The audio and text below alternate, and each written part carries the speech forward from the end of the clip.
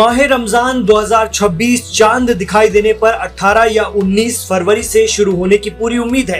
अलग अलग देशों में चांद देखने के तरीके और इस्लामिक अथॉरिटी के ऐलान के हिसाब से रमजान की शुरुआत की तारीख में थोड़ा फर्क हो सकता है। दरअसल इस्लामी कैलेंडर चंद्रमा के चक्र पर आधारित होता है, इसलिए रमजान हर साल अंग्रेजी कैलेंडर के मुकाबले में करीब 10 से 12 दिन पहले आ जाता है। चूंकि चांद का साल सोलर कैलेंडर से लगभग 11 दिन छोटा होता है, इसी वजह से साल 2030 में रमजान 2 बार पड़ेगा, एक बार जनवरी में और दूसरी बार दिसंबर में। रमजान इस्लामी कैलेंडर का 9वां महीना है और ये 29 या 30 दिनों तक चलता है। मीडिया रिपोर्ट तो ये भी दावा कर रही है कि मिडिल ईस्ट के 2 ताकतवर पड़ोसी देशों यूएई और सऊदी अरब में इस साल रमजान का महीना अलग अलग भी शुरू हो सकता है। दोनों देशों का साझा बॉर्डर है, लेकिन चांद दिखने के मामले में दोनों देशों में एक राय नहीं बन पाई है।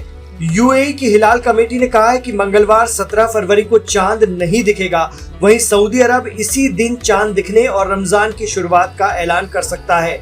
ये एक बरसों से चले आ रहे रिवाज को तोड़ना जैसा भी हो सकता है। ऐसे में उलेमा हजरात का डिसीजन सबसे अहम हो जाता है। भारत में रमजान अमूमन सऊदी अरब के एक दिन बाद शुरू होता है। सऊदी में रमजान का चांद 17 फरवरी 2026 को दिखने की उम्मीद की जा रही है। ऐसे में सऊदी में पहला रोजा 18 फरवरी को होगा। भारत में पहला रोजा 19 फरवरी को गुरुवार को हो सकता है। हालांकि इसका फैसला चांद देखने पर ही होगा और अलग अलग राज्यों और शहरों की चांद देखने वाली रुयत हिलाल कमेटियां ही ये फैसला करेंगी।